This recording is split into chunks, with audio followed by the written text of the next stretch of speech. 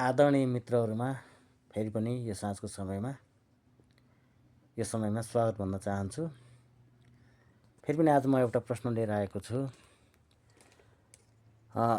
एकजना बहिनी चाबेलबाट एयरपोर्ट जाँदै हुनुहुन्थ्यो अनि कोटेश्वरबाट अर्को बहिनी पनि फेरि चाबेलतर्फ जाँदै हुनुहुन्थ्यो अनि उहाँहरूको चाहिँ गौशाला चोकमा भेट भएछ।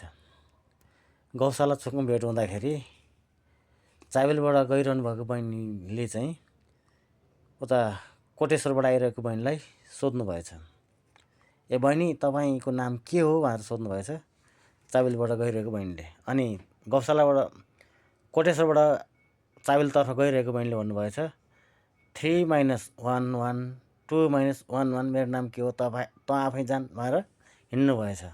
भनेदेखि त्यो कोटेश्वरबाट चाबेलतर्फ गइरहनु भएको बहिनीको नाम के रहेछ तपाईँहरूले कमेन्टमा लेखिदिनु हुन अनुरोध गर्दछु। हस्त, धन्यवाद।